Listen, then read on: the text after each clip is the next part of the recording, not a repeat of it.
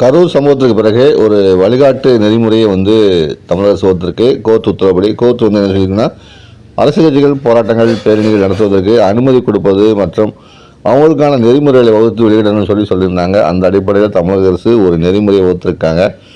படுபயங்கரமான ஒரு நெறிமுறை அது இருக்குன்னு சொல்லலாம். என்ன சொல்லியிருக்காங்கன்னு பார்த்தீங்கன்னா பேரணியோ பொதுக்கூட்டமோ 3 மணி நேரத்தில் நீங்கள் முடிச்சிடணும்னு சொல்லியிருக்காங்க.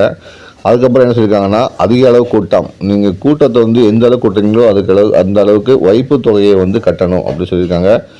அந்த வகையில் பார்த்தீங்கன்னா 5,000 10,000 வரைக்கும் நீங்கள் கூட்டத்தை கூட்டுறீங்க அப்படின்னு முடிவு பண்ணிட்டீங்கன்னா கண்டிப்பாக நீங்கள் 1 லட்ச ரூபா வைப்பு தொகை கட்டி தான் ஆகணும் அப்படின்னு சொல்லியிருக்காங்க.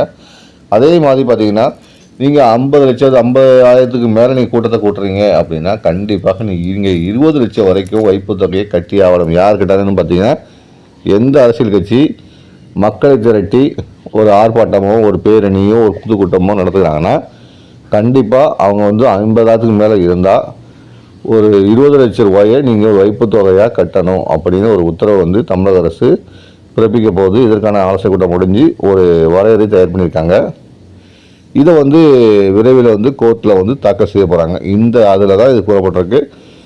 இதுக்கு அரசியல் கட்சிகள் ஆதரவு கொடுத்து தற்போது ரெடியாக இருக்குது. விரைவில் கோர்ட்டில் தாக்கல் செய்யப்பட போகுது.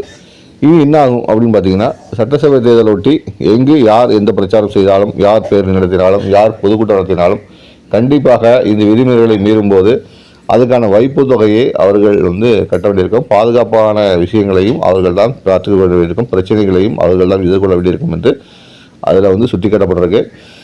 அரசியல் கட்சியை பொறுத்த வரைக்கும் இந்த புதிய ரூல்ஸ் எத்தகைய வரவேற்பு பெறப்போகுது காட்டிலும் பொதுமக்கள் மத்தியில் இது வரவேற்பு பெற்றுக்குன்னு சொல்லலாம். ஏன்னா கூட்டம் கூட்டுவது பொதுமக்களுக்கும் பிடித்தமான விஷயமாக இல்லை என்று தான் சொல்ல வேண்டும். அந்த வகையில் இது ஒரு நல்ல ஒரு அறிவிப்பாக பார்க்கப்பட்டாலும் அரசியல் கட்சிகளை பொறுத்த வரைக்கும் கூட்டத்தை காண்பித்தால் தானே வெற்றி கிடைக்கும் என்று நினைக்கிறார்கள்.